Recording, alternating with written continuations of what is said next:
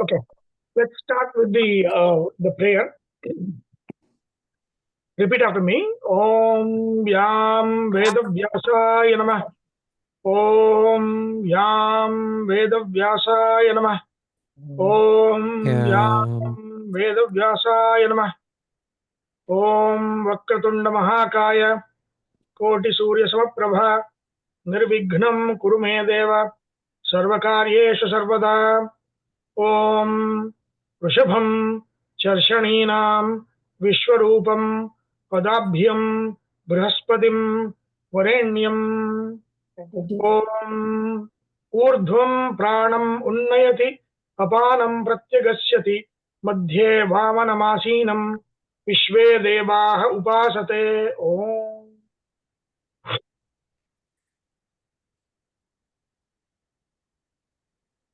Okay,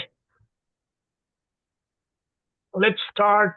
So we are in the, before the start of the Upanishad, I've already always said that we have to do the mantra Rishi, Chandas, and the Devata Chintana. That means we have to think about and pray to these three. One, Rishi Chintana or Rishi Prarthana, because the Rishi is the one that has actually known this knowledge fully, and so that is to understand. So it is kind of a prayer to help understand.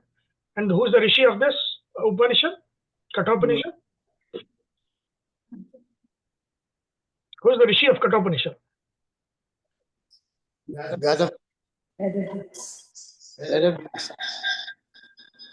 Vedavyasa, but the Upanishad, Vedavyasa is Rishi for everything. Like Haigriva is the Rishi for, Haigriva Rupa is Rishi for all the Vedic mantras, everything. But in this context, who is the Rishi? Who's giving the knowledge? I mean, this should be very simple. Yama. Yama, correct. So Yama is the Rishi of this Upanishad. And the Chandas is Yathasthana. Yathasthana, you have to just count it. There's most of it is Trishtup. Many of them are some of them are prose initially, and then you have Anushtup. So usually these three. And who is the Devata?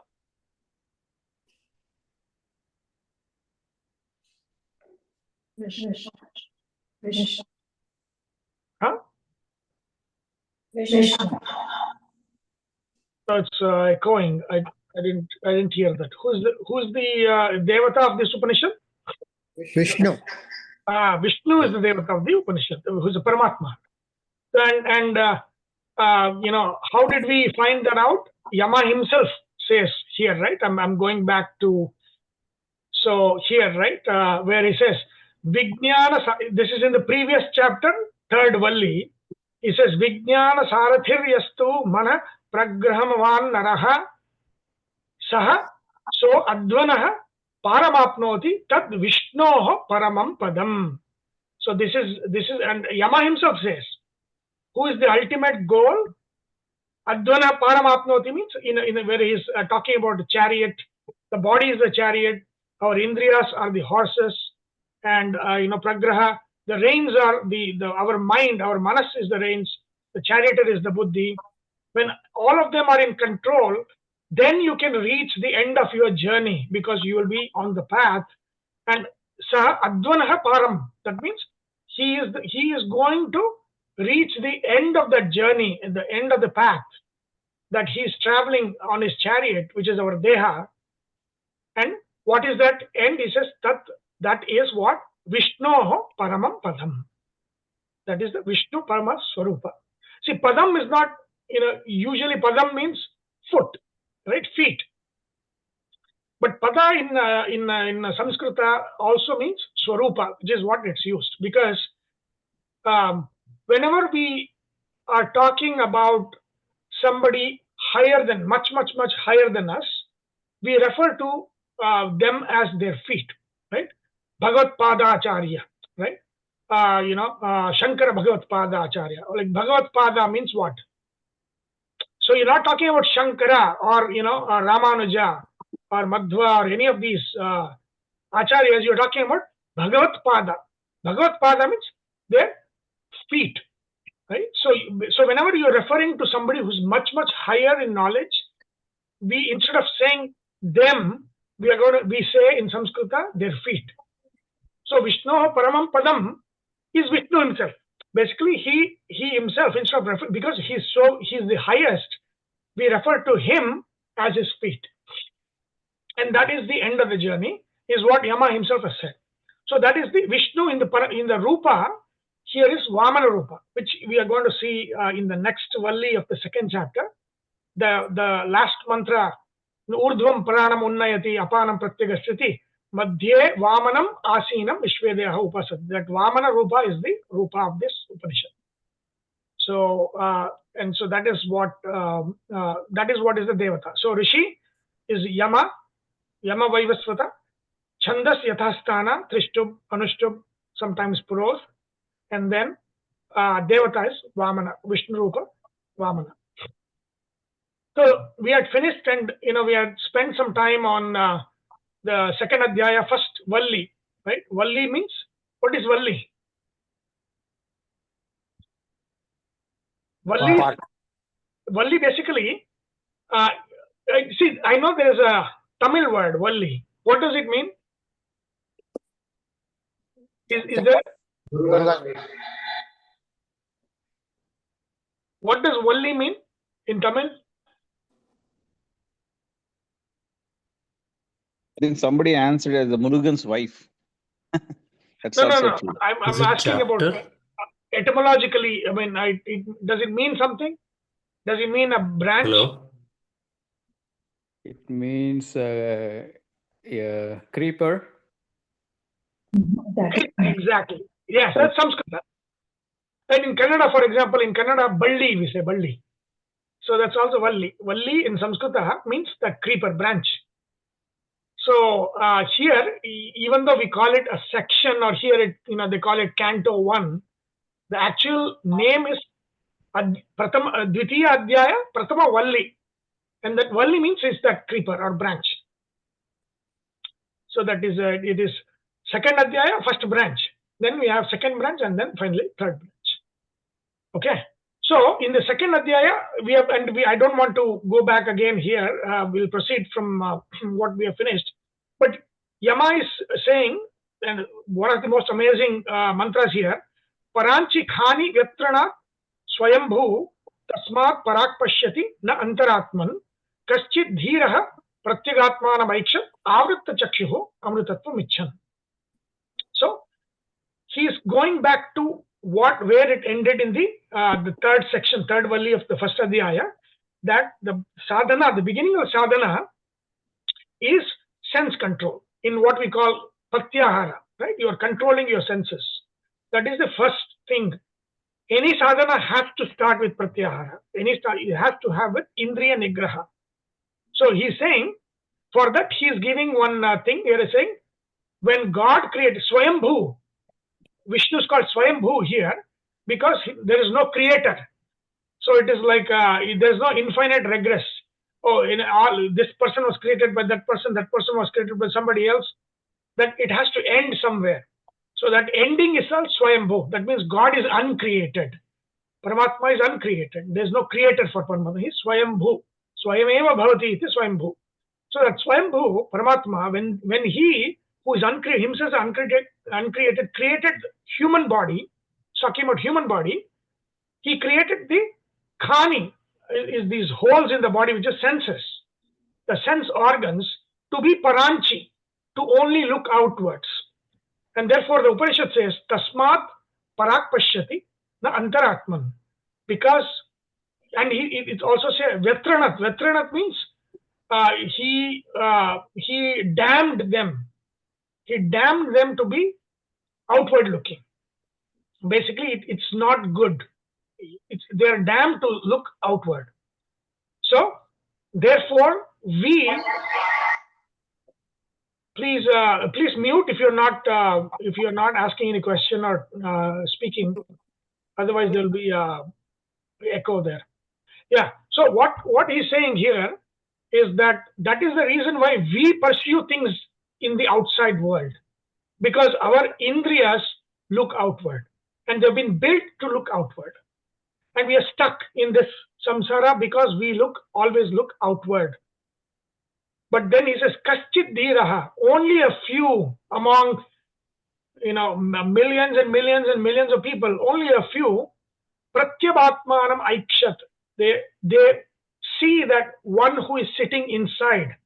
Pratyak Atma. Pratyak means inside. Inside Atma. Parak means looking out. Pratyak means looking in. So, Pratyak Atmanam Aikshat. They see the one who is sitting in the Antaratma that is sitting inside. How? Avritta Chakshuho. Turning their mind's eye inward. They turn their eyes inward. And the turning the eyes that see inward is not the physical eyes, it is the mental eye. It is the Manasa Chakshu. So why do they turn? Amrutattvam icchan.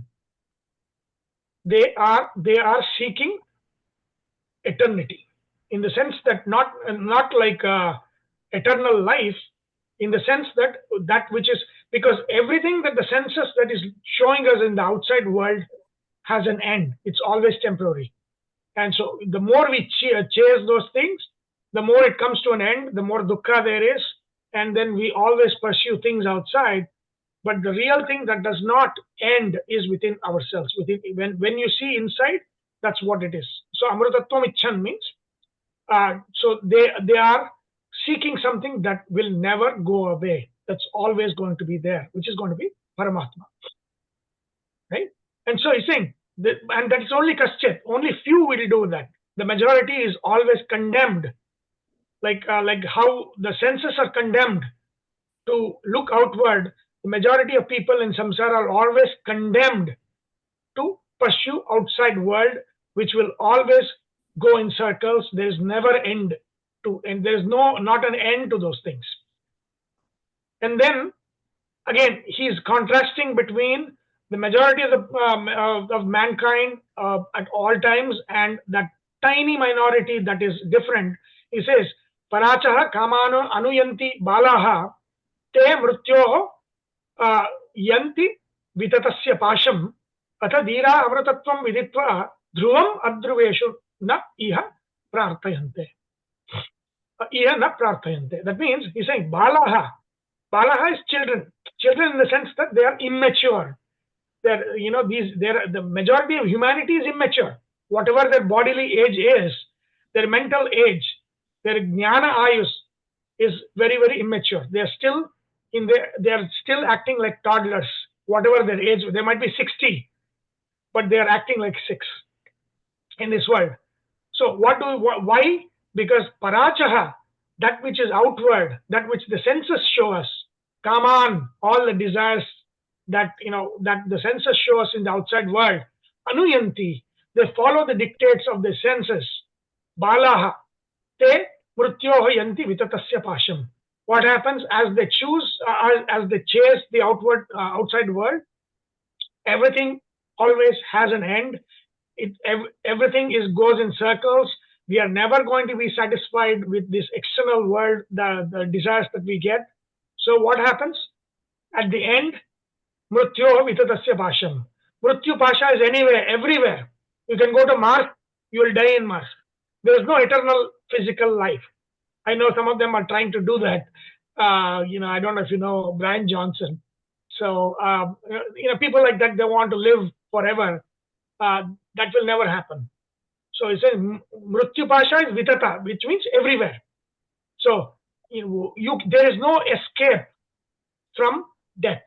Death is the certainty. So he's saying, Mrityoho Vitatasya Pasham. The Mrityu Pasha, the noose of death is everywhere. So there is no escape from death. And they'll always die, born again, die, born again, and go in cycles. But contrast this to that few, Kaschit Dhiraha, the few, what happens? Ata Dhiraha, these wise ones, Amrutattvam Viditva, they understand what is eternity. What is that does not end? What is it that they need to chase and not the one outside? They know that. That's the reason why they turn their eyes inwards. What is that see, there is a chit, there is a, the charioteer, right? That is the buddhi. What does buddhi do? It gives you viveka. What is vivechana? It is the power to discriminate one from another. So the balas do not discriminate. The immature ones cannot discriminate between what is good for us in the long run and what is bad for us in the long run. They just fall for what the senses give us. But the wise ones, what happens to them? They understand what is eternity. They understand that you cannot run after things outside because that never ends. They turn their eyes inwards, and what do? Dhruvam adhruveshu iha na prarthayante. Adhruvam. That means everything outside is adhruva. Dhruva means what? Permanent, fixed, non-changing. That is not the outside world. That's not what the external senses give us. So they know how to differentiate between what is temporary and what is permanent. And they always choose the permanent, and they do not, they do not search for permanent in the temporary world, because you will not get it. That means, in the sense that the balaha, that means the immature ones, the ignorant ones, they are trying to choose the permanent in the impermanent world. That will never happen, right? But the wise ones know that you cannot search for permanence in the impermanent world, so they turn their eyes inwards and search for the permanence within themselves, and they are the dhiras, right? So we had done that, and then actually there is an abrupt change here in the third one, and I know that we discussed a little bit the actual pratigna part. I'm going to tell you, like when you asked me the third question, is there a God necessary after death or after moksha? That was the third question that Nachiketa wanted the answer to. So he will say that I'm going to give you the answer in the next, in the section 3 mantras. So if you look at all the commentaries, they always, I'll show you this is the commentary. This is where I study there's Bhashya, there's Tippanis and all of that. So let's go there, and I'll just give you a snippet of how it is done. So this is the mantra, right? So we are doing we are learning this mantra.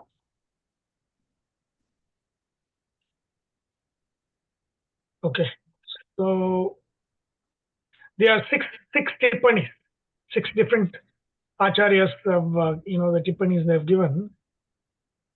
Okay, see this one, right? So yena rupam rasam gandham shabdan sparshamscha maithunan yete naiva vijanati kimatra parishishyate etat vaitat. So that is a mantra, but it is a little abrupt. It is not, because the pratigna part is actually in the next section. So we need to actually go to the next section and learn the 3 mantras that talk about the pratigna. Oh, the third question that you asked, let me answer. That is what Yama says, and this one is actually continuation from there.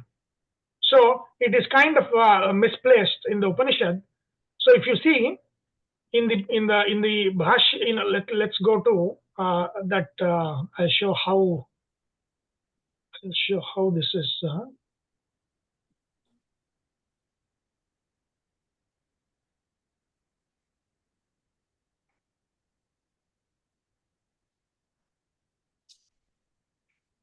Okay, so this one, Ragham, here is Raghavendra Tirtha Khandartha Tippani. This is. So Raghavendra Swami, his Tippani on this mantra. See, he can say, Nachiketa Arthat Praptamatmanah Stutim Matva Alam Stutya Kshipram Tattvam Vadeti Bhavena Prichati Yeneti. That means what he's saying here is Alam Stutya. That means he thinks that, since Yama is talking about, it's the immature ones, the ignorant ones that the chase after the outside world. Only a few ones turn inwards, and you are one of them, because you are the one that did not. When I tempted you with all the riches and the greatness, you declined that. So you are that. So what happens? He is thinking. Nachiketa is thinking that Yama is still continuing to praise him because he has praised him before, and he's saying alam stutya. He's saying stop with the praise of my praise and come to the matter. Right? I asked you a question. Come to that matter. So kshipram tattvam vadeti bhavena prichati yeneti. That means kshipram, quickly come to the concepts. Enough of the praise.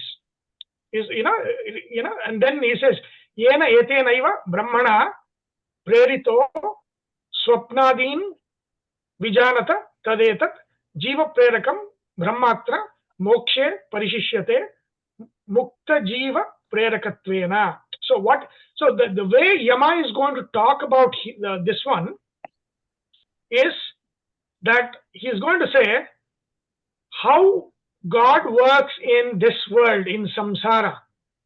He's saying that is the same thing in moksha as well. So that is what etat vaitat, this is exactly what happens there. So what is true here is true there. What is true in samsara is true in moksha as well, in terms of Paramatma's control. Etat vaitat, this is exactly the answer to what you have said. Right? So, and if you go back, he says, Yena Rupam. Can you see the PDF that I'm showing? Yeah.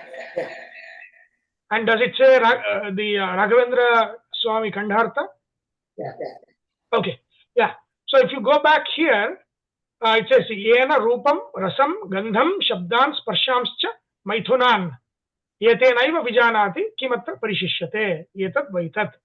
That means by whose power we see the form, we taste the taste, we smell the smell, we hear the sounds, we know the touch, and we experience maithuna is the sexual contacts, and then whoever is the one that is giving all of these things, everything is not because of us. The eyes, we have not designed the eyes. The eyes happen to us, right? And there was if you remember, those who attended the class, we discussed this again and again, that thoughts occur to us. We don't create thoughts. We hold on to the thoughts that occur to us, right? So we don't create our own thoughts. We don't, sight, we have not designed our sight. Sight happens to us. Smell happens to us. Taste happens to us. Touch happens to us. Everything happens to us, right? So then what's going on here is Yetena eva vijanati kimatra parishishyate. So everything that is taking care of us now, we are not the cause of it.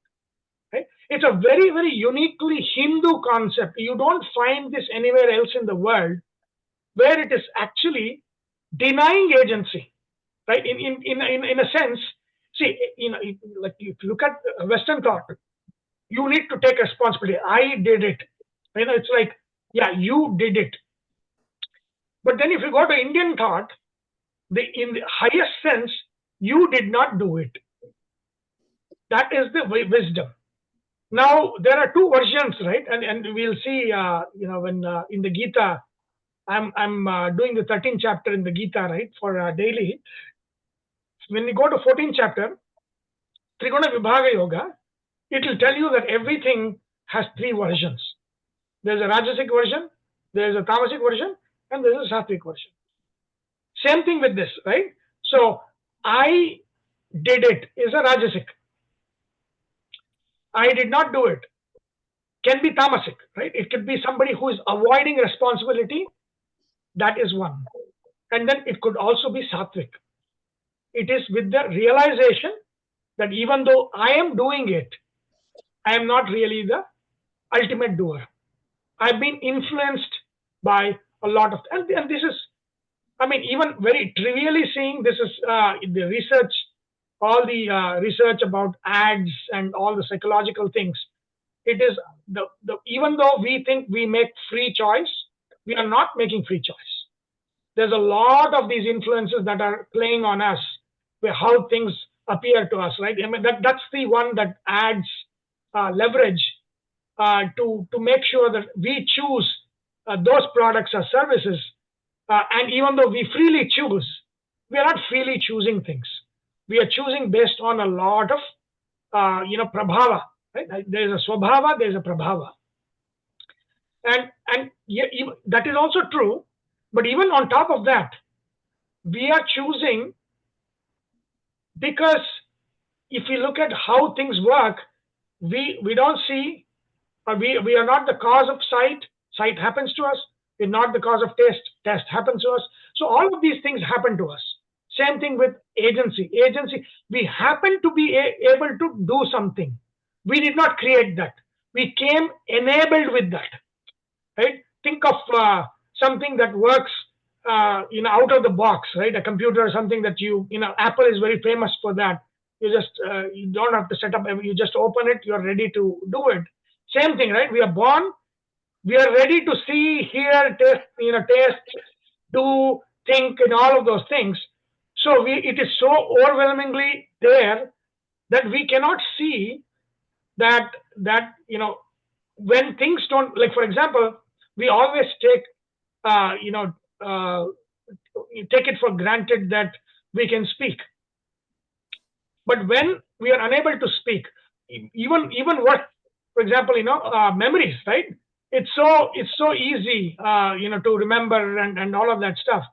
When in Alzheimer's, when people start losing memories, that's when you know that these things were just, these were all given to us. Because when that goes away, you know exactly, what happens to that person when they have Alzheimer's, right? Same way, these things, when they're working, they're seamless. We cannot differentiate between I and all of those things. When they go wrong, that is when we actually notice that that is, my memory is not my I. My memory is not a given. I mean, it's given, but it's not in my control, because when it stops working, I can't do anything. So when we understand, that understanding is there very uniquely in the Vedanta. I cannot recall anywhere else in the world, in any other philosophy, where where this is so much stressed, that you are really not the doer in the sattvic sense, not the tamasic sense of, I take no responsibility because I have no I have no agency. That is not what it is. It is like you, while having the appearance of agency, while having the ability to use that appearance of agency to do things, yet you are aware that all of these are given and not taken for granted. That is sattvic. So Sunil, I have a question. How do we raise hand? How do we what? Raise our hand if you have a question. Oh, there is if you go there, there should be a way here. Hold on, let's see. I mean, I have a quick question. In end of Gita, Arjuna, after giving all the enlightenment, Arjuna, Krishna says, it's your choice. You want to really do what I say? Explain that. I don't want to, digress, but it's a... No, but that's true, right? Again, when he says it's your choice, he also initially in the first chapter says, even though now coolly you're making the choice of not fighting the war, just wait until the heads of your loved ones roll. You will go and fight like a savage. Right? He says that. That means our decisions, our choices are very much based on the influences that we always have. Very important to know that, the context we are born in, as in India, in Hindu, and all the people that we are surrounded, they are the ones influencing us on the decisions we make. And yeah, we do make the decision, right? But we make it based on our understanding that comes from our prabhava. So it is, in the ultimate sense, our decisions are not really our decisions, right? And that understanding that this is a play of God. That is what see when we say namaha, Vishnave Namaha. The Namaha is basically what? Not me, right? Ma is me. Namama, Namaha. So not me, not mine, not me, not mine, not me. Right? It's a Varunaya Swaha, Varunaya Namama. That means this is for Varuna. This is for Varuna. It is for you. It's not me. It's not mine. Right? Whenever the mantra Swaha, whenever we offering, we are saying it's not mine. It's not me. Can you please mute? Right? So it is very important that this understanding that yes, we do make the choice. There is an appearance of free choice, but eventually we need to understand that everything you cannot. It's everything is so mixed up. Where does the Purushakara, that the one that I choose, the freedom that I'm choosing, where does that start and where does the other end? We don't know. It's so mixed up that we cannot say whether a certain choice is an influence or from us. It's very mixed up. So basically, we have, it's all our the environment, the prabhava, the influences that is making us. And we have, of course, there is Purushakara. Purushakara means man's free choice. It's there, but it's there. If it's 95% of influences, 5% is me. So that 5% we have to use. That is when we are, when the mind is cool, and we can think and see clearly the choice we can make. That's when that's the one where we are actually can dissociate ourselves from these thoughts. Again, the power to dissociate we didn't create. God gave us. So ultimately, one thing is whether the power of free choice or the influences, everything is God given. We come built in with all of these things. Okay. So is there a question? I thought I heard somebody. Okay. So Kimatra Parishishate, that means there is nothing. Parishesha. Shesha means what? Remaining. Parishesha means there is nothing remaining around. Pari means around. Like in English, prefix peri. Peri is around. So pari is there is nothing anywhere around that it remains. That is not in Paramatma's control. Everything in samsara is in his control.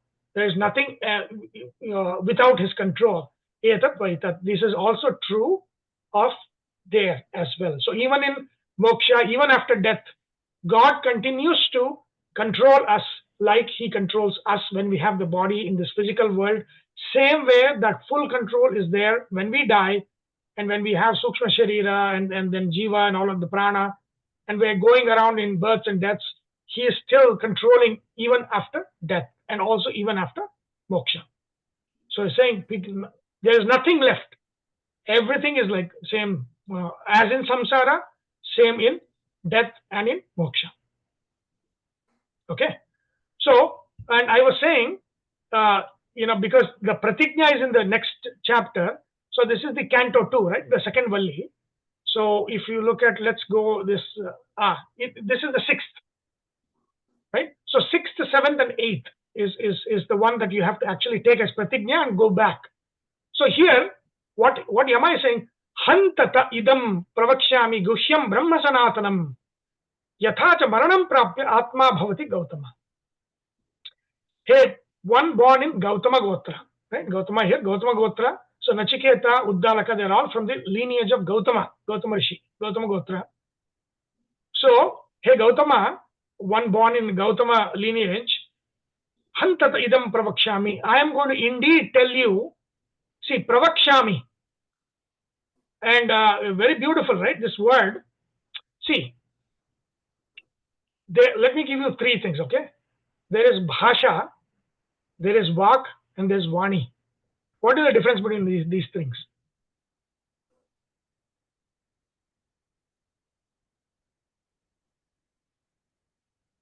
Can anybody guess? Take a stab at it. Bhasha, vak and Vani? Bhasha is the language. No. Bhasha, bhashanam, is in talking. See, the bhasha is basically raw speech or raw language. That means lay people's language. It is unrefined language, right? So that's bhasha. And if you look at it, the dog's bark is called bhashanam. Shwana bhashanam. That means barking. So it's the same name for barking, and raw speech, undefined speech is the same. We also bark if the speech is undefined.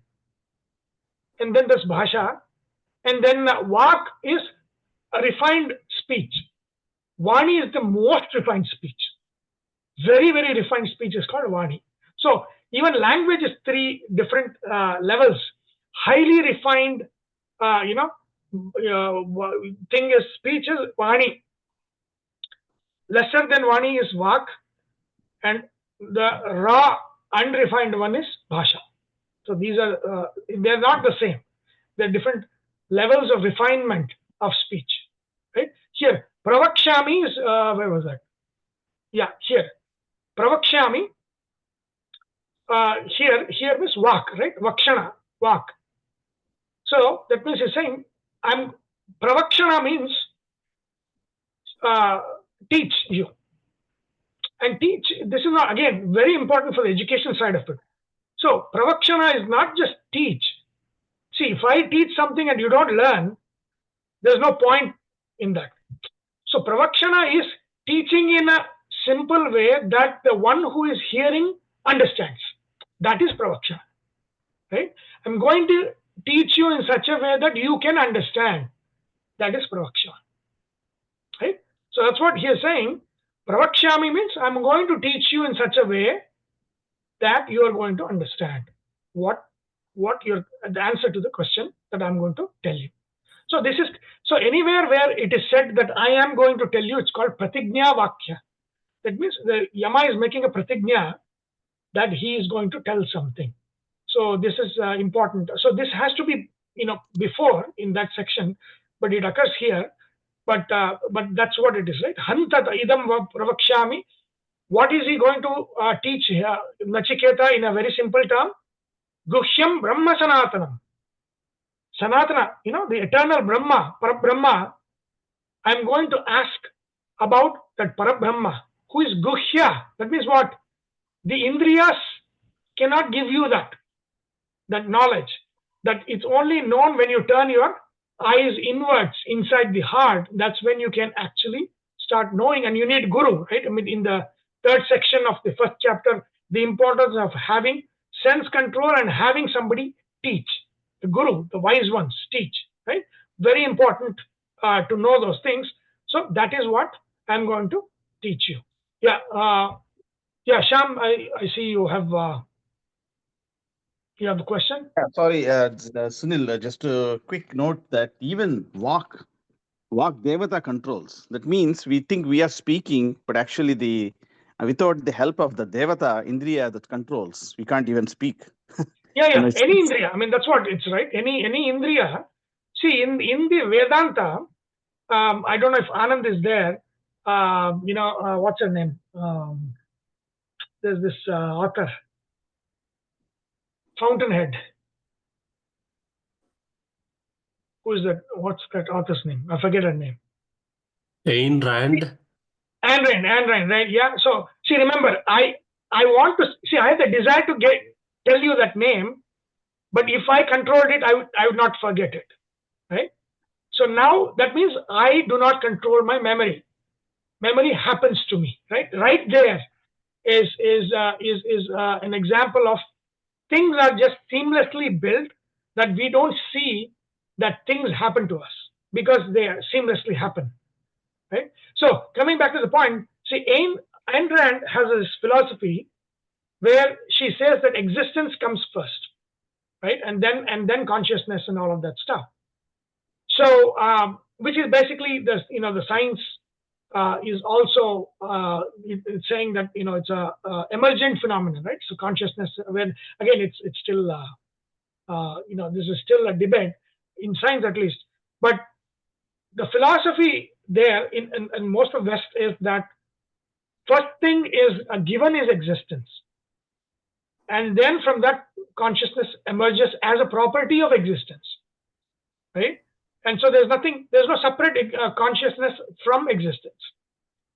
But in Vedanta, there is existence and there is consciousness, and consciousness actually is primary, right? So consciousness is actually primary, and then existence comes.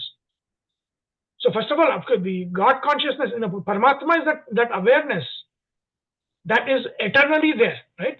So we are built awareness first, then existence comes from awareness, and then everything else, right?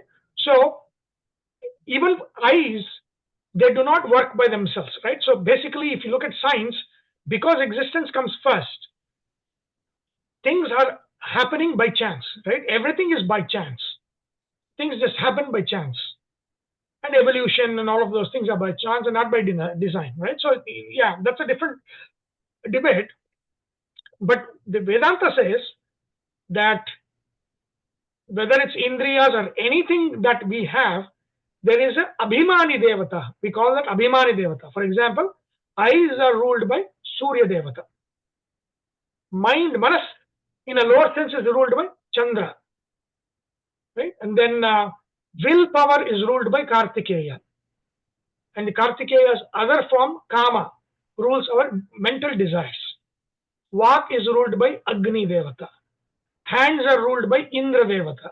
Right? So, what does ruled by that mean? That means, and what does Abhimana means? Abhimana means their function is tied to the Devata. The Devata is in the body making these functions happen. Right? Surya is in the body making sight happen. But then above the Surya, there is Paramatma that controls Surya himself. Right? That is where the Upanishad is talking about. But coming back to the point here, that there has to be a consciousness for the physical existence to work. For speech cannot happen by chance. There has to be a Abhimani Devata of Vak, which is Agni Devata, that has to be there. Right? And then, of course, the refinement of Saraswati is not Vak, but in the sense of knowledge. So it's Vani, right? So that is not, it's not just a production of sound. Any production of sound is Agni Devata, but the refined sound, the knowledge, the wisdom that comes out of our tongue, that is Saraswati. Because Saraswati is Vidya, Abhimanini. Right? So that is what it is, right? So any function, there is a Devata consciousness that is there. But again, remember, when I say the sun rules the eyes, it's not the sun that we see outside. That is also physical. That's also Surya Mandala. Mandala is also just a ball of fire. So what it means is the Devata that is the ruler of this ball of fire, we call sun, is also the ruler of our eyes and sight. That is, so there, it is the same Devata that rules both. And that is the connection between Surya and the sun and the eyes. Not that the physical sun created. No, there is no creation by non-existent or that which is not conscious. So consciousness comes first, awareness comes first, and all creation happens after the awareness, right? And awareness is eternal in the sense that awareness, there's no end to awareness, right? So that is very important. So this is kind of diametrically opposite to what Ayn Rand would say, or even what science would say, is how the world came about, or how things came about. This is consciousness first, and then all the other existence that was in the seed form grows and then decays, grows and decays and goes in cycles. And then within that, when it grows, then the Devatas are born, and their Devata awareness are the ones that are in charge of the functions of these different functions within the universe, right? Cause of rain, right? So we have a physical explanation of rain, but the phenomenon of rain is actually in the control of Abhimani Devata, Indra Deva, like that. So and that's water. The phenomenon of water is in the control of Varuna Devata. So Varuna is not water. Varuna is the Abhimani of the water. Right? And also he is the Abhimani of tongue, which there is a connection between water, element, and tongue, taste, and all of those things. Okay. So again, if you I think not this one, but of course when we go there we'll see. Here is saying, I'm going to teach you as a pratigna, I'm going to teach you so that the way you can understand pravakshami Brahma Sanatana. I'm going to teach you Parabrahma. The knowledge of this Guhya means a secret, hidden, not obvious.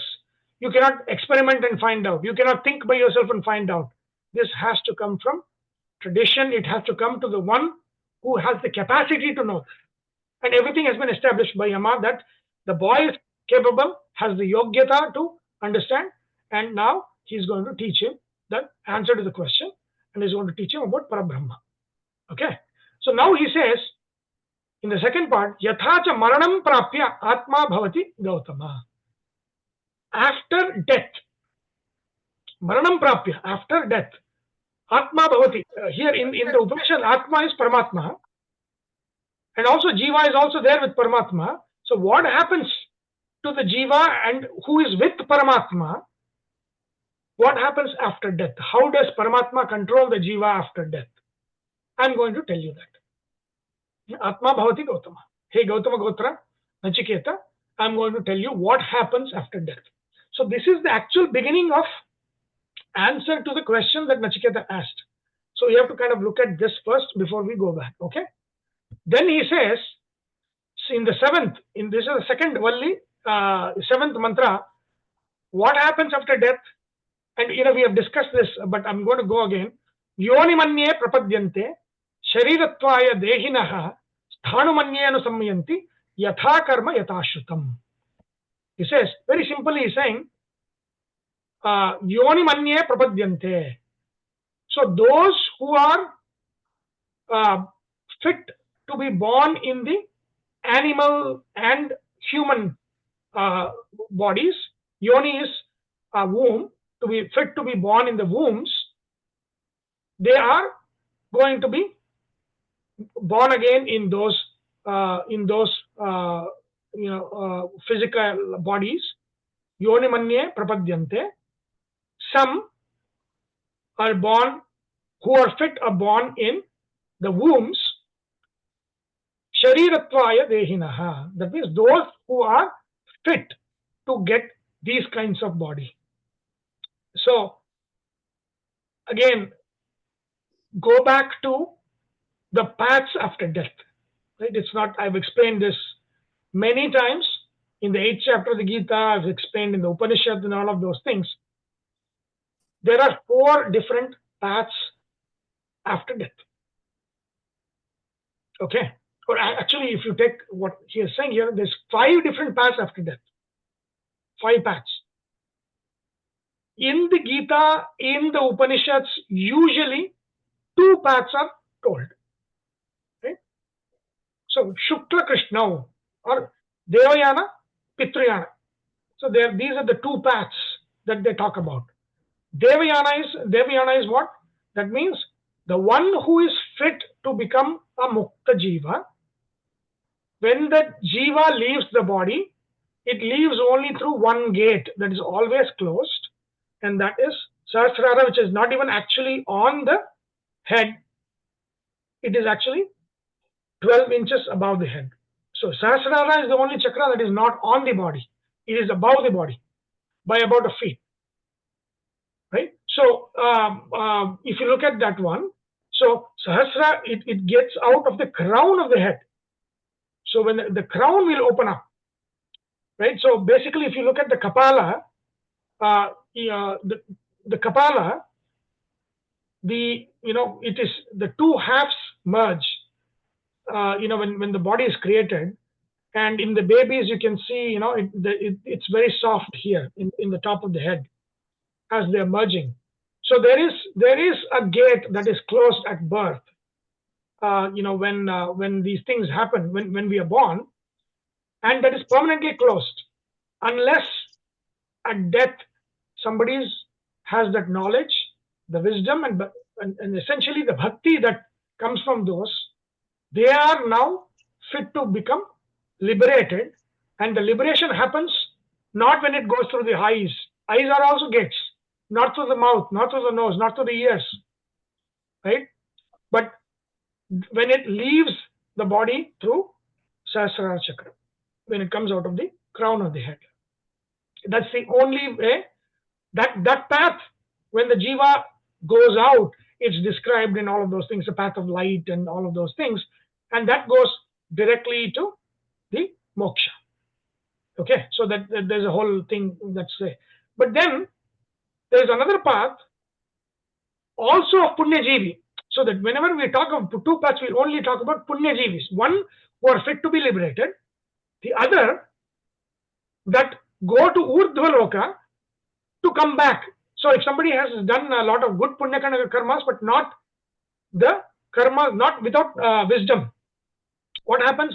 They enjoy the fruits of their karma, but because there's no wisdom there, they come back to samsara, have good birth and opportunities and all of those things, and they come back and they're born again. So they're still in the cycle, but it is kind of, they go and enjoy and come back and enjoy here, do good works, do great things, and again go enjoy and come back. But they don't have the wisdom to get liberated. So that's called as Pitruyana. So that's again a path, and that's a path all the Urdhva, the gates that we have, all the Indriyas. So if it goes through eyes, when the prana goes through the eyes or the nose, it tells you which loka it goes. If it goes through the eyes, it goes to Surya Loka, not Surya Mandala. Surya Loka is in Swarga. So Surya Loka to enjoy there, and then Chandra Loka if it's ears, and then Ashwini Lokas if there's the nose and the nostrils, different nostrils, Agni Loka if it is the mouth, and the things like that, right? So, but these are all Urdhvagamis. They go to the Swarga Loka, to these various deities of the world of the deities. Swarga Loka is not one. Swarga Loka is many worlds. Varuna Loka, Indra Loka is what we call as Amaravati, right? So that is one. But then there's different deities that they have own worlds. So the jiva goes and enjoys the fruits over there, and then but when the Kshine Punya Martya Loka Mishanti, as it says in the Gita, they come back once their karma is exhausted, all the good karma is exhausted, to come back, they're born again to do that same thing over and over again. Again, it's still samsara, but at least it's a good karma. It's a good fruits, right? It's happiness and all of those things are there. But then it's still a cycle, right? So usually if you see whether it's Gita or Upanishads or all of those things, they only talk of three. But then when you look at Garuda Purana is not talking about Swargaloka. So Garuda Purana is talking about Narkaloka. So that means this is not Devayana, Pitruyana, they are not the paths for that. They are not where, because it's not that every jiva, that is liberated, that dies, goes through that yatana, right? The yatana sharira and all of those things. That is not. So that is a third path, and there's a fourth path as well. So in the third path, there is no urdhva gamana. There's no going up, in the sense that there is no going up to the Swargaloka or liberation. Then it is going down in the sense that it is going to the Yamaloka, right? So Yama has two forms. Yama is what? The judge, right? So like in one of the classics I said, judgment day is also there. Even we have judgment day. We've always had the judgment day. But the judgment day is our death, right? Because we are judged on our karmas. Whether it's judged by dharma or yama, that is the difference. So dharma is the good form of yama, where when the punya, the people who have done punya karmas going to swarga, they will be judged by dharmaraja, yama, and go to swargaloka. But the people who have done bad karmas, they are judged by yama. So yama is the ugra form, is the fearful, the fierce form of dharmaraja. So the concept of judgment day comes from this. So it's not like when the universe ends, there's a judgment day and all of those things. That's kind of an aberration. But the concept of Judgment Day is also in Hinduism. But the Judgment Day happens at every death. I mean, judgment happens at every death. Okay. So, in that third path, where Yama takes over, the fierce Yama takes over and judges them, to be eligible or to be condemned to Naraka Lokas. There, and it's not one Loka. There's many, just like Swarga has many Lokas, Naraka has many Lokas, right? And then if you look at Garuda Purana, Kumbhi Paka, Vakni, there's a Brahma Sutra. It talks about there's 7 different main ones, and then multiple ones. It's the hell, fire. Again, when we talk about hell, fire in Abrahamic religions, but that's the one loka, the one Naraka Loka, the fire that is there.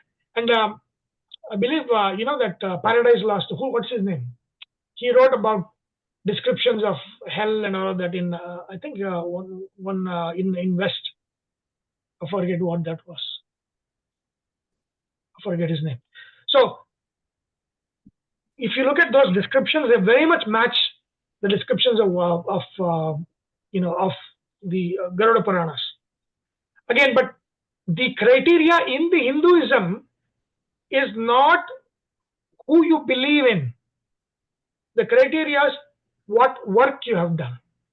So this applies to humanity. Anybody anywhere in Africa or in Americas or anywhere in the world, based on their dushkarma and satkarma, they will be judged. And those who have satkarma will go to Swargaloka. Those who do dushkarma will go to Narkalokas. But if you look at Abrahamic religions, the Narkaloka is for the pagans or the kufr and all of those things. So their thing is not what you have done, what you have known and all of those things, but what you believed in. So that criteria we don't have. That's a different one. It's kind of creating us versus them and all of those things. That is not there. This is for humanity. If you do good, whether you live in Papua New Guinea or you live in India, you live in America, in Alaska, does not matter. If you have done good, you are going to Swarga. Right? So that's very important. Any questions so far?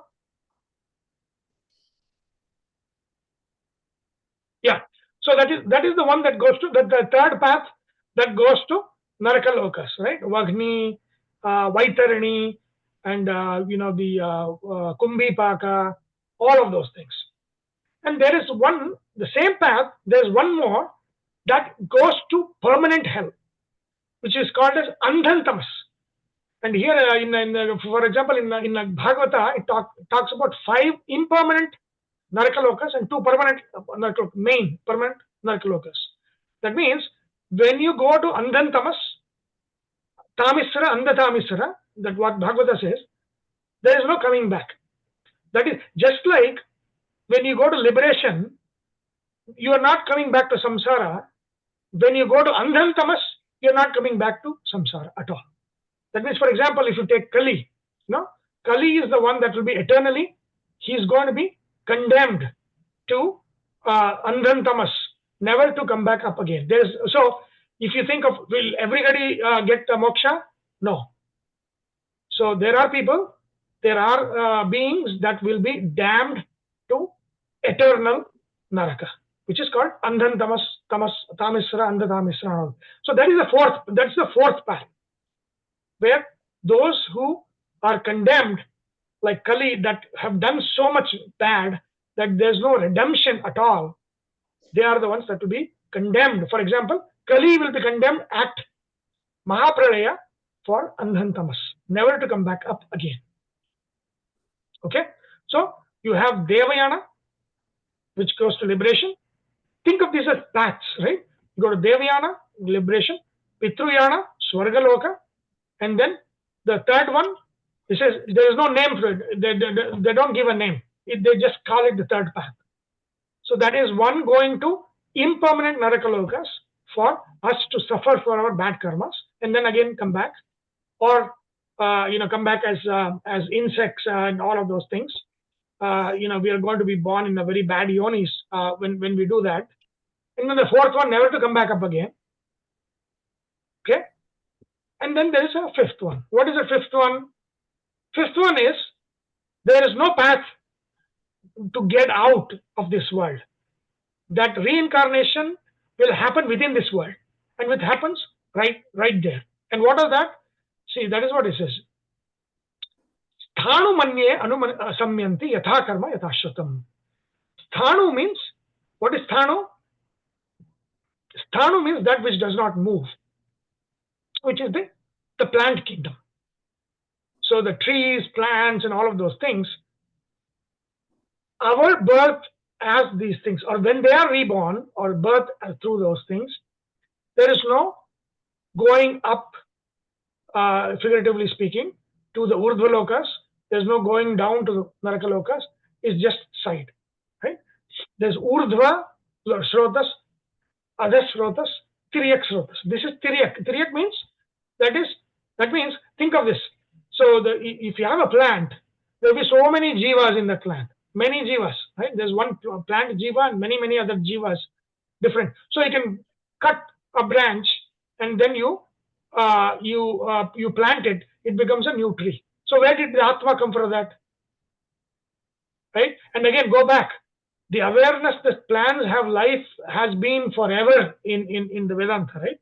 So J.C. Bose brought us the scientific understanding that plants have life, but that plants have life, like for example, Sthanu Manya, right? Sthanu Janma is there in the Upanishad. So it's the life is there in all of this, is well known in all of this literature.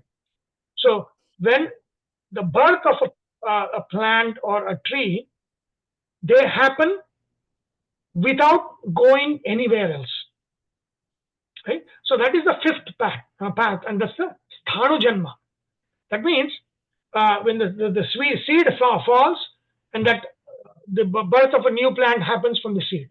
So the Atma that is in the seed, that has the new jiva, right? Some of them where the Atma is there in the different branches. So multiple Atmas can be there in the in a tree where you can actually remove a branch and then plant it and then it will grow, right? So that means Atma is already there. So it's not come from above. So in the human one, it has to come from wherever it is coming from the Swargaloka, or from wherever, from the Naraka if it's mixed karma, to be born as a human being. That has to happen. But for a plant, there's no such thing as going up or going down. It's just sideways. It's just being like that. And I think even bacteria, right? One bacteria cleaves into another bacteria, and then you have two of them. I think the mechanism that Upanishad talk about probably is also true of these bacteria and viruses that just divide and become two different entities. That is the process. There's multiple jivas are anu, right? They're atomic, so they are everywhere. And then when they get the abhimana of something, the life of that begins. Right? So that is the fifth path, and that's called as the Sthanu Janma. So that means what he is saying here, because he's not mentioned all the five, he's only mentioning two. He is saying Yoni Manye Prapadyante Sharirattvaya Dehinaha. Dehin is the jiva, Dehadhari. Dehin means he who is fit to get his physical body. There are two kinds, he says, Yama. One that are born in the womb, basically in the animals. That means that there is a father and the mother involved in this. And the other one, it's a sthanu, where that there is no involvement like that.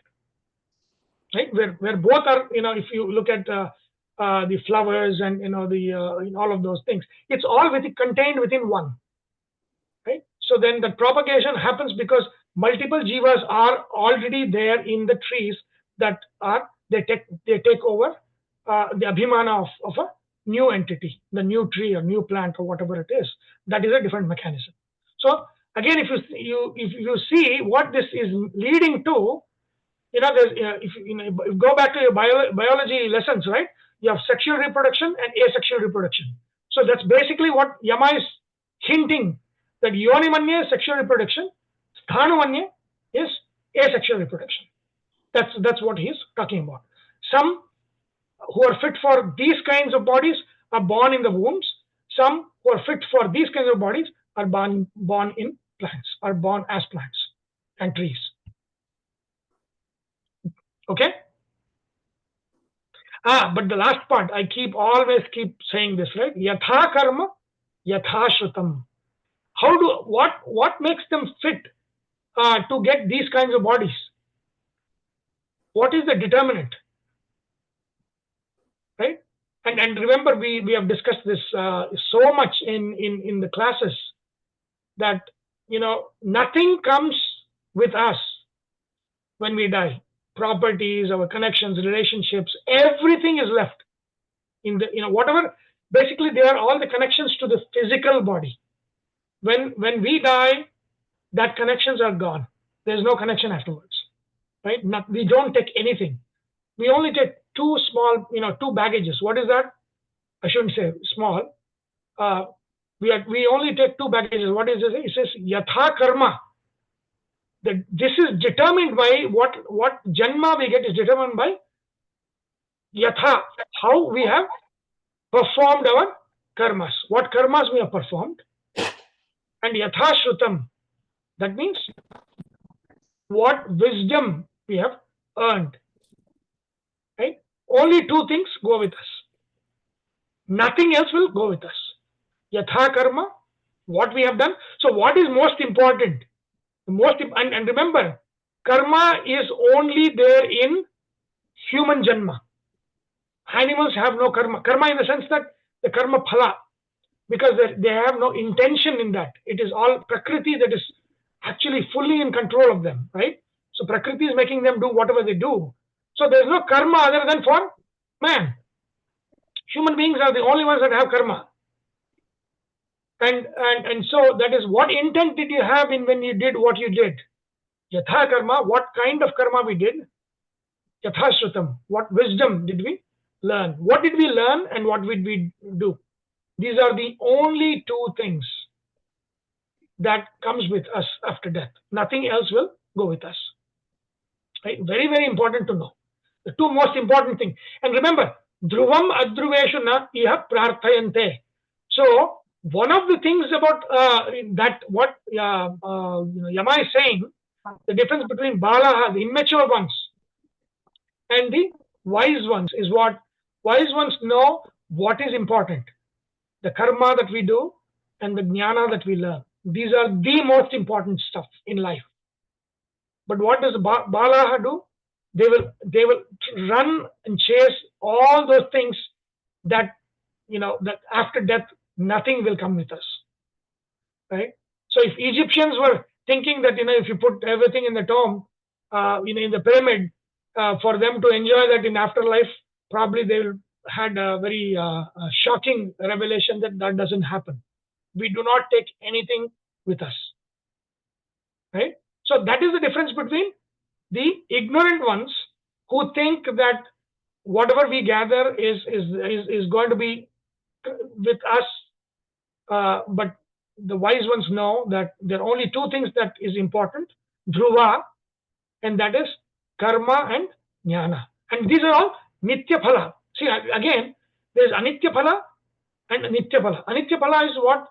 Anitya phala is something where when we do something, the fruit is very limited. That means for a limited duration. So, like for example, Swarga. You go to Swarga, and you'll be there for whatever. And then once that the karma is exhausted, you're kicked out to be born again. So that is, it's anitya phala. Even though it's a good, it's ishta phala, right? The outcomes are divided into ishta and anishta. Ishta means that we will like happy, pleasure, happiness, and all of those things. That is ishta phala. Anishta phala means that which we don't like, which is pain. So that that is what is that is what these immature ones chase, but these always have an end. But there are only two kinds of things in this very life that is going to be eternal. And what is it? The good karmas that we have done, which is which we have offered into God, right? So it is nishkama karma, like what Krishna says in the Gita. Nishkama karma has no exhaustible results. The results are eternal results. That karma is eternal. And then the real wisdom, that is eternal. It will never go away. So these two things are eternal results, and that is dhruva. So not everything that we do exhausts. There's only two things that we do that will never exhaust, and that is nishkama karma and jnana. So these two will never go away. Okay?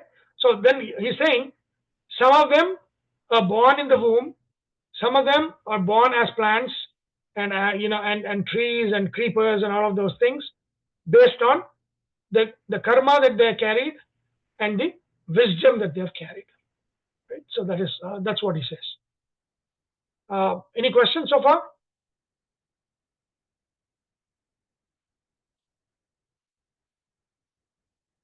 No questions?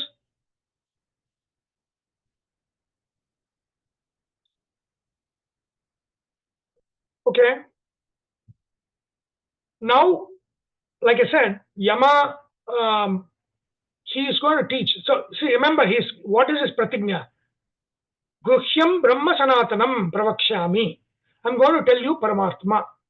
So that is the center of the thing. So in the Brahma Sutras, the Shabda Pramana. So that means the Pramana that the hermeneutics is what we call it. Is how do we understand? See, for example, logic. Understanding logic. There's defective logic. There's what is the right reasoning.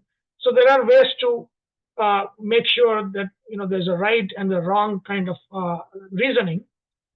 And then for what we see, what we experience, again, there are tests to see that for those experiences. We call that parikshita pratyaksha. But what are the tests for knowledge? Right. So for knowledge, especially the knowledge that comes from the Vedanta. So there are what is called as the tatparya lingas. That means how do we find out what is the meaning of these for this text, for this Upanishad? How do I know what is the what is Yama going to teach about? Then in the Tatparya Linga says that first look at upasamhara, and upakrama. So what that means? That means you have to determine the Upanishad's text based on what we call as the introduction or preface, and then conclusion. So that and so you need to understand the conclusion. Then that even if the body of the text is confusing, in the conclusion, in the introduction, what it is going to be. Right? So, for example, here in the pratigna, which is going to be the introduction, right? I'm going to teach you something, he said. So he says, Guhyam Brahma Sanatanam Pravakshami. That means he's saying, I'm going to teach you Parabrahma, Guhya Brahma, the most hidden. I'm going to tell you that secret. That means now we know that we have to interpret whatever the next things that he's going to teach, the answer to this, as teaching about Parabrahma. So this is a Tatparya Linga, right? Upakrama, Upasamhara, and then Abhyasa. Abhyasa is what is being repeated again and again and again. So that is basically it means. In English, it's kind of like what is the theme of this, and the repeated idea is a theme of a text. So that takes more importance. So you have to interpret the text on the basis of the theme. You have to interpret the text on the basis of introduction, on the basis of summary, right? Look at the sophistication of Purvamim. This is all Purvamimamsa tools, and then Abhyasa is the theme, the recurring theme. Apurvata is very important. Apurvata means new idea. What is the new idea being conveyed? Right? Every chapter, this section has a new idea. So if he is repeating something, then we have to search for what is the new idea. Why did this section come about? What is the new idea that he is teaching in this? So that takes precedence. Right? And this is a hierarchy. right? Apurvata. So upakrama, upasamhara, and then abhyasa, apurvata, phala. Phala means, he's saying, what is the outcome? So based on, if he says, for example, give an example of Taittiriya Upanishad, Annamaya. Or if you know Annamaya, you go to moksha, he says, for example. Now, many of them have interpreted Annamaya to be, just the physical body. But just knowing physical body, you're not going to get moksha. So then what do you have to do? You have to reverse engineer. So outcome is moksha. That means Annamaya has to be Paramatma. It not the physical body. Right? So now you're taking the phala to deduce the meaning of the text, the body of the text. Right? So when somebody says, and you can see there's a lot of different names that comes out in the next in the previous section, in the next couple of mantras. But these are all names of different deities. So, but the outcome, for example, if it says Aditi, it talks about Aditi that is the destroyer of the universe. But Aditi, Devamata Aditi is not the destroyer of the universe. She is just the Devamata Mata Kashyapa, wife of Kashyapa. But she but then what it is? Aditi here is not Devamata Aditi. Aditi here is the Pralaya form of Paramatma. Pralaya form of Vishnu is Aditi. Right? How did I come to that conclusion? Because it says, Mahapralaya. So Mahapralaya, Aditi is not the cause of Mahapralaya. So then you use the criteria of phala, the outcome, to deduce what the text is saying. Right? So that is apurvata, phala, and then this one, and then upapatti. That's basically, it is your reasoning. You have to reason out. So reasoning has the highest. You have to reason out. And that reasoning will tell you what the topic is. For example, when he says Brahma Sanatanam, it is not about Jiva. So there's been many bhashyas which say that Yama is talking about Jiva here after death. But no, Yama is very, very, very clear that he's talking about Parabrahma. So that means you use logic to deduce what is the topic and theme of the Upanishad. Right? So these are all the different Tatparya lingas you have to use to interpret the text. I mean, I forget why I started this, but yeah. So here now the Paramatma, right? So Paramatma. Now, what is again? I said he's going to talk about Paramatma, and then he's going to talk about in such a way to say that he is the cause of what is going on in this samsara. The same is true there. So basically, he's actually teaching about how God works in this world. And then in the end, he's going to say, Etat Vaitat. This is exactly what he's going to do in moksha also. Even in moksha, even after death, we are dependent on God. After death also, we are in his control. So that is a uniform, is what he's going to say. So now he says, Ya esha supteshu jagarti kamam purusho nirmimana tadeva shukram tad brahma tadeva amritam achyate tasmin lokaha shritaha sarve tadu natyati kaschana etad vaitat. Right? So now you'll see that it also in the previous section he says, what is the linga? So these are all lingas of Paramatma, that means characteristics, attributes. So supteshu jagarti, that means he who is the only one awake among the asleep. That means whether it is, again, remember that is yatha brahmande tata pindande, yatha pindande tata brahmande. That is what is true here in our bodies is also true in the macro. So micro and macro reflect each other, right? What is true in micro is also true in macro. So that is how you have to interpret these things. So he's saying, Supteshu Jagarti. That means he who is always awake among those who are all asleep. Right? That if you are looking at the Pindanda, what does that mean? That means when we are in deep sleep, the functions of the body are still going on. So there's the power that is awake when it's not the devatas are awake, the prana is awake, we are breathing, right? So maybe the Surya Devata might not be might not be functional, but they're all awake, right? Prana especially is always awake. So then prana, who makes prana awake? Paramatma is awake, right? So they never sleep. That is the mantra, right? Soham mantra. So hamsa soham. It's not I am he. It means hum is out breath, sah is sucking. That means in breath, right? So our mantra, it's called as hamsa mantra, ajapa japa. That means hamsa mantra means hum sah, hum sah, hum sah. Or if you do ulta, the other way, so hum, so hum, so hum.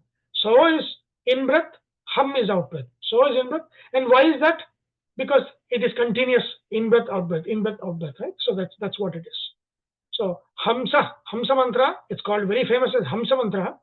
That is what it is. And that is ajapa japa. That means even though we are not intentionally doing that japa, prana himself is doing the Paramatma japa. So that is prana doing is the japa through the hamsa mantra, which is the sound of the in-breath and the sound of the out-breath. The sound of the in-breath is sah, and the sound of the out-breath is hum, ha, sah, ha, sah, ha. That is the mantra. Okay? And it's called ajapa because we are not aware of the mantra that's going on. Of course, we can, for some time, can become intentionally aware of the breathing, when you focus on breathing and all of that stuff. But for the most part, breath happens on its own, and therefore it's a japa repetition, but it's an ajapa, which we are intentionally not. We are not doing it. That is happening within our body, right? So that is so that is what he's saying here. So Yasupteshu Jagarti in the Pindanda is like that. In Brahmanda is also like that. That means when the pralaya happens, all the creation, all the jivas that are going to be created are all asleep in the sense that they have no body, so nothing. Their sukshma sharira is there, but they're all in sushupti. Pralaya. This is called as pralaya sushupti. That means the deep sleep of pralaya, just like the deep sleep of the night.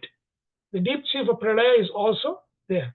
So in pralaya, supteshu jagarti, the one who is awake is Paramatma. Paramatma is the only one awake in pralaya. Same way, the only one in the sense that only one who is in full control who is awake. Prana is also awake, right? In the same way, also in pralaya, prana is also awake. All the big Brahma is also awake. Of course, in Mahapralaya, everything is done, and then only the Pralaya Rupa Mahavishnu is awake. So, but these are two things, right? So it's kind of every day. So you can look at it. Difference of Pralaya and Mahapralaya is like that. Every night we sleep to death sleep. That's like that. Final. That's it. We are over. Same way, in Pralaya is in every cycle there is a Pralaya, and then after that Pralaya there's going to be another Srishti and the Pralaya and all of that stuff. And then in the end there's going to be a Mahapralaya when all the whatever has been created will be erased, and everything will go to seed form, including, of course, Brahma will become get moksha and all of that stuff. But exactly very similar to what happens in our life. So it's again, what is the insight of the Hindu, the Vedanta is that this observation that the microcosm and the macrocosm are reflections of each other. If we study the microcosm, we also know the macrocosm. If we know what are the relationships, that our sleep is death, of our our sushupti is like pralaya, like that. If you know that, then that's exactly what's going to happen, right? So yaha supteshu jagarti. Now if you look at it, the srishti is, the duration of srishti has given is if you look at it, it is 100 years of Brahma. It comes to trillions of years, right? I think it's about 31 trillion years or something of human time scale. But then and then the pralaya is also the same duration, they say. But the question is he going to is Paramatma going to be just going to be there like that for the same duration before the next Srishti happens? see again, time is relative is also a concept that's already there in Vedanta in different, like Brahma's time is different, human time is different, animal time is different, and all of those things, the perception of times and all of that. So they say the one Srishti of Brahma, which is 100 years, is one eye blink of Vishnu. One Pranaya is one eye blink of Vishnu. So one blink, there's full Srishti going on. Another blink, there's Pralaya. Another blink, another Srishti is going on. So for Paramatma, he's beyond time. And he's not waiting for anything, right? So remember that he's beyond time. So that means that's why it's called as, see, here it makes very good sense, the two names, right? Nimesha or Nimisha, because Nimesha, Animesha. So Animesha is Yaha Supteshu Jagarti. That means he who does not blink. That means he who has no sleep. This is Animesha. So that's what it is. Yaha Supteshu Jagarti. He who is awake when everything is asleep. In Pralaya, in the body. And in the body when we are asleep. Nimesha is what? He who blinks and Srishti happens. He who blinks when Pralaya happens. He who blinks again, another Srishti happens. Like that. So he blinks not. In these two different concepts. Right? So very, very interesting stuff. Hey, Shyam, you had a question? Yeah, no, I mean, I just want to, when you get a chance, I would like to capture the summary. I took some notes. I think we got very good takeaways, right? One is, of course, five paths after death. That's one key takeaway, what we learned. And of course, the karma and yadha karma and tada, yadha srutam. Yatha karma, yatha shrutam. Yeah. So then nishkama karma and gnana are permanent.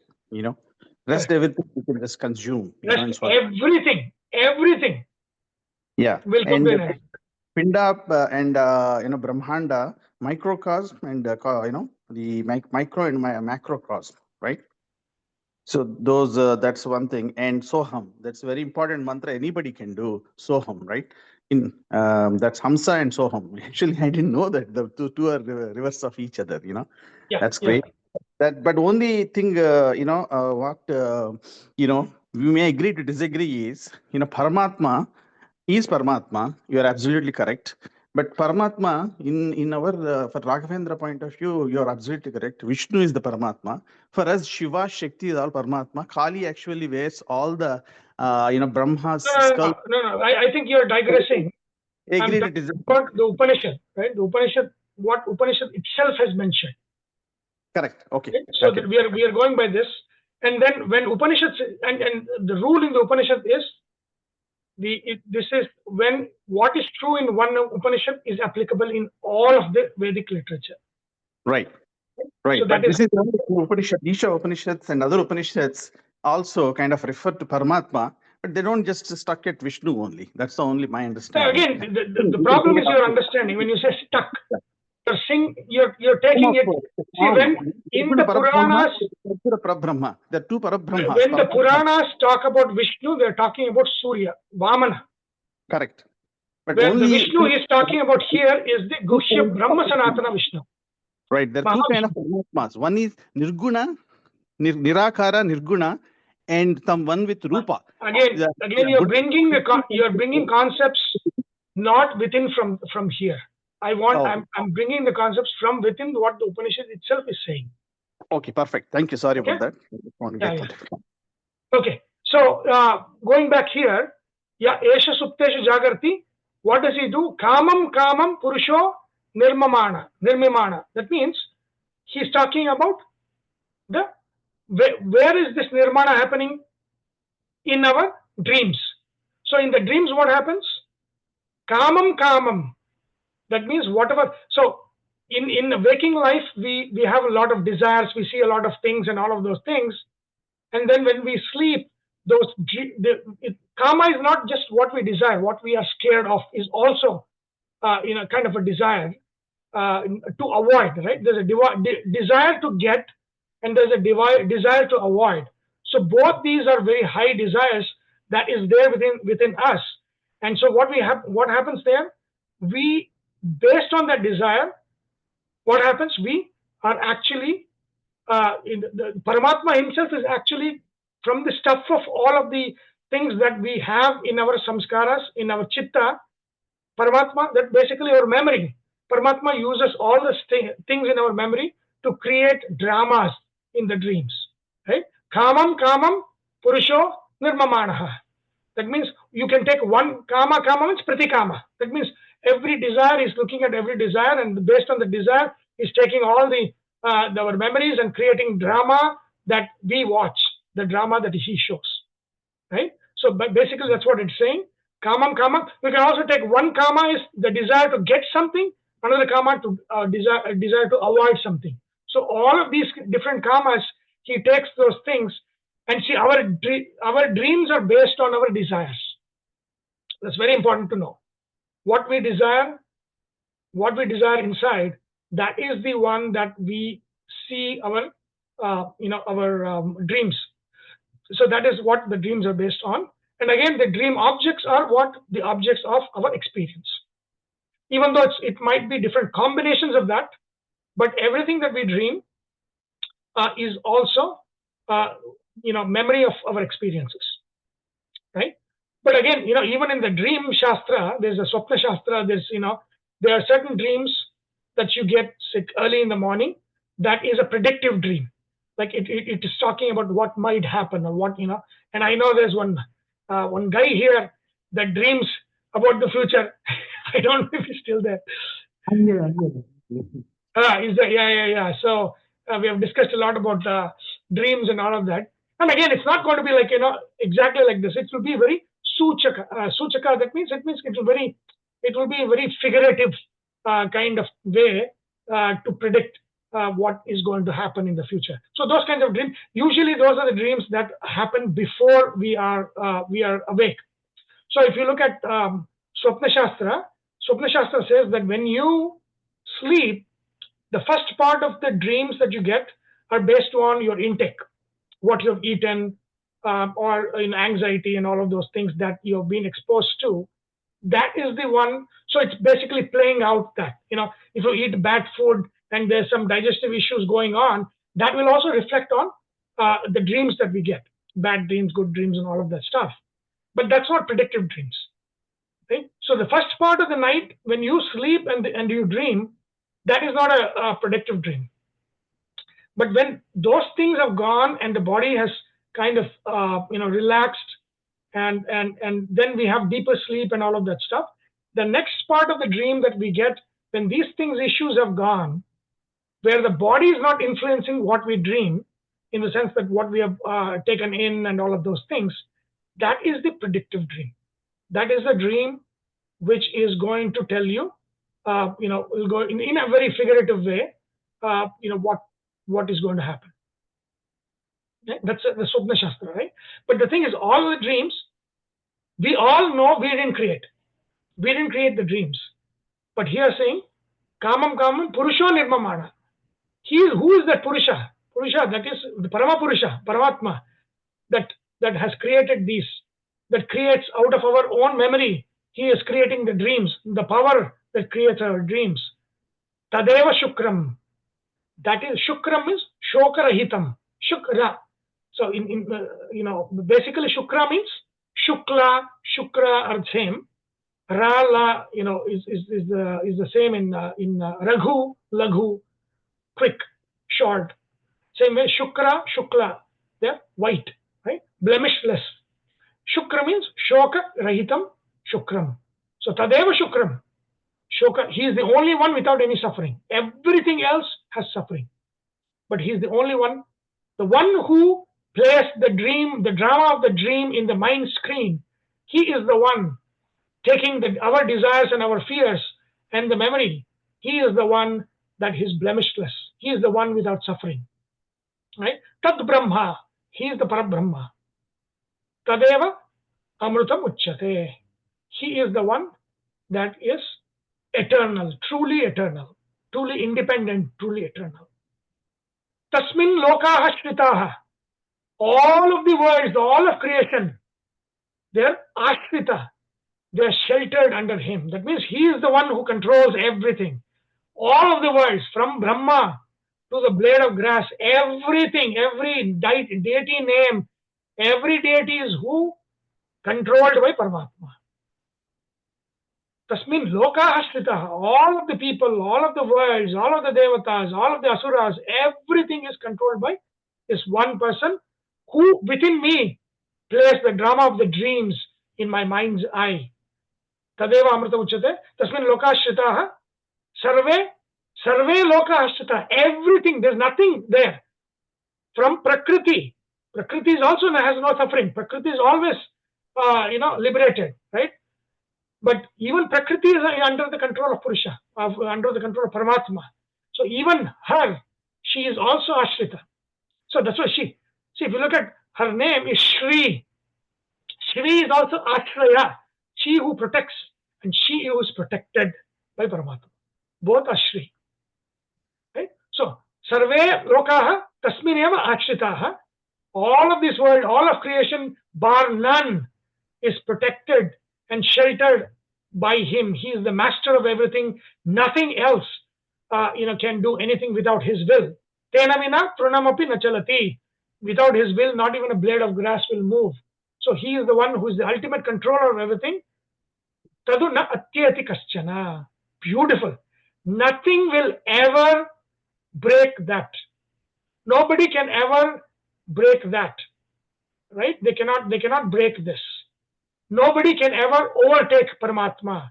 Paramatma is ever the controller. Paramatma is ever the only one on which everything is dependent. There is no time in which somebody else can become that. Nobody can overpower him, overtake him. Ati eti means overtake. Na atyeti kaschana. Nobody will overtake him ever. He is always the master. He is always going to be the master. Etat vaitat. This is the answer for what you have asked me. Okay? You asked me, who is anybody going to control me after death of the jiva, or in moksha? Why do we even need God? Because we're not even in samsara. Then he says, no. He is the controller in the samsara, and he is also controller. He is ever controller. Nobody else can overtake him. Which also means jiva cannot control himself, even in moksha. He has to be controlled by Paramatma. Right? Etat vaitat. This is the answer to what you have asked. So this is the actual purva, pratigna that we have to actually read before we actually go to the previous section, because the pratigna is happening here. So it's kind of out of place. But these are the three I wanted to actually do, so we can go back. Okay. So any questions on this? Look at the beauty of this, right? It's so poetic, right? He who plays the drama of the dreams in our mind's eye, taking our desires and fears, is the one that is the one that is blemishless, without any suffering, the only one, and he is the only eternal one, which is always independent. All of the worlds are always sheltered, bar none. Everything is sheltered, and there's nobody that ever overtakes him or transcends him. He is always the master, ever the master. This is what you have asked. This is what you have asked. Right? It's very, very beautifully said. Question?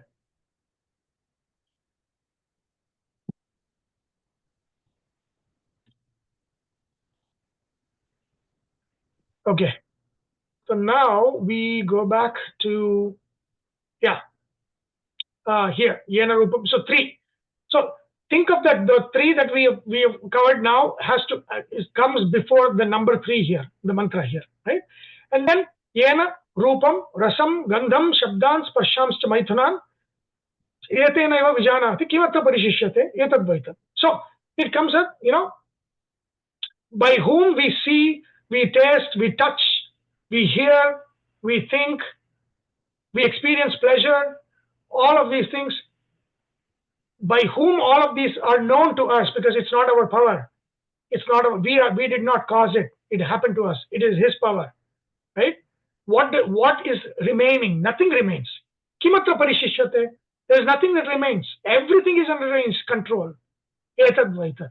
This is the answer to what you asked. Just like he controls everything here, our hearing, our talking, and all of those things, he covers even after death. He also controls in moksha as well. This is the answer to what you asked. Then fourth one, swapnantam jagaritantam cha ubhau yena anupashyati mahantam vibhum atmanam matva dhiro na shochati. So then he says, swapna antam, the end. So swapna antam means the end of swapna is sushupti, deep sleep. Jagarita antam means the end of wakefulness is dream. So in our dreams, in our deep sleep, our body is working, even though I is not there. The I is gone, it's vanished. But our body, our mind, everything is working. Right? We have our Ananda Bhoga is there in deep sleep. So all of those things are there. Yena anupashyati, by whom these things are experienced. We experience dreams, just like the previous verse said. By whom? We experience deep sleep. By whom? We experience the world through our senses and the mind. Through whom? Right? Yena anupashyati mahantam. He is the one who is the infinite one. He is the one who is limitless one. Vibhum. Vividha rupam. Vibhu means he who is in many multiple forms. He's sitting in me in one form, he's sitting in you in one form, he's sitting everywhere in different forms, but he's the same one. Right? Vibhum atmanam matva, understanding, reflecting on this, dhiraha, the wise one, na shochati, will no longer suffer when they understand the significance of this.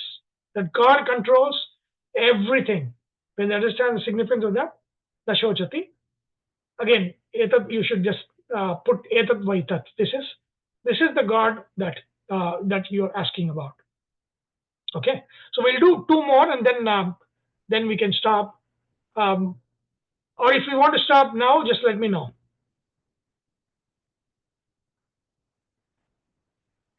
Do you want to continue or stop? Continue a little bit. We can continue later, Sunilji. Continue later? Okay. Then let's do that. The next class, whenever the next class is, I think let's take it to online, and then maybe make it mixed. Maybe we can meet once sometime in person, so that connection is still there. But because there's a lot of clash events are there at the temple, and then we are not getting those things. So it's better to just take it. Otherwise, this is getting delayed. So there's so many good things in this Upanishad. So I wanted to. So let's do Zoom first. As in, we'll do Zoom, and then maybe once in a while we'll meet in the class in person. Okay. Okay. So at this point, if there's any question, I can answer those. Otherwise, we'll end. There's one thing. Yes, please. Yeah. The plant you told that it is forever is going to be there. I mean, there is no end to that. It's always will be a plant. No. So the plant is called as tiryak in the sense that there is no going up to the punya lokas, nor to go down to the papa lokas, narka lokas, but it's basically one dies, or it is born just lateral.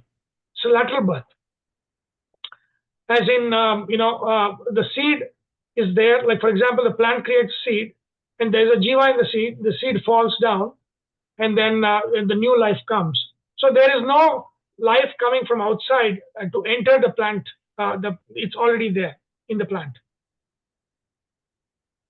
Right? That's called sthanu. Sthanu means, and then the plant life actually, of course, when the plant dies, if they have punya karma, if the life, if the sthanu janma is because of some kind of a karma, that was keeping them in that life, they'll get a chance to be born in the wombs, right? That is there. Of course, it's not, plants are not forever plants, Okay. but plant.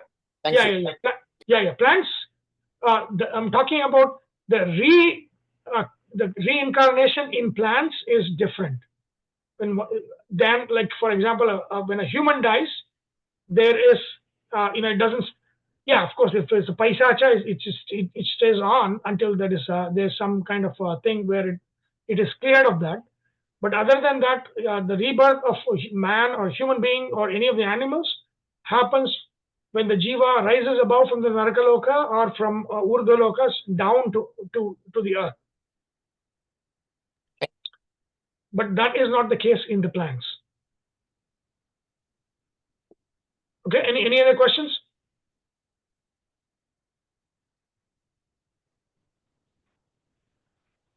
Any more questions? Okay, so let's finish this with the prayer. Om Vasudeva Sutam Devam Kamsachanuramardanam Devaki Paramanandam Krishnam Vande Jagatgurum. Om. Okay. Thank you, everyone. We'll see next time on Zoom. Thank you. Thank you very much. Thank you. Thank you. Bye-bye.